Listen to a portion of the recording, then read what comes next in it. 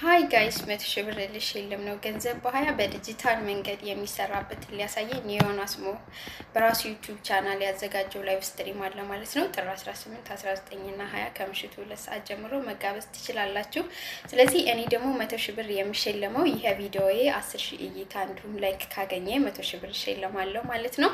ከስር ሊንክ አስቀምጥላችኋለሁ። ሁላችሁም በዚህ ሊንክ በመግባት እዚህ ሊንክ ላይ በመግባት መመዝገብ ትችላላችሁ። ከዛ በተረፈ ደግሞ ይሄንንም ቻሌንጅ መቀላቀል ትችላላችሁ ማለት ነው። ኢቨንቱ ላይ ለመገኘት የራሱ ከራሱ ህይወት ተሞክሮ እንዴት እዚህ ደረጃ እንደደረሰ የሚያሳየኝ ይሆናል ማለት ነው። ስለዚህ ሁላችሁም እዛ ኢቨንት ላይ እንድትገኙ ስል አክብሮቴን እገልጻለሁ። ከዛ በተረፈ ሁላችሁም ይሄን ቪዲዮ ሼር፣ ኮፒ ሊንክ እያደረጋችሁ ለሁሉም ሰው እንዲዳረስ አድርጉልኝ። ምክንያቱም አሁን ላይ ያለንበት ዘመን ዲጂታል ዘመን ስለሆነ ሁሉም ሰው ቢዝነስ ያለው ቢዝነሱን እንዴት ራን ማድረግ እንዳለበት በዚህ በዲጂታል ማለት ነው።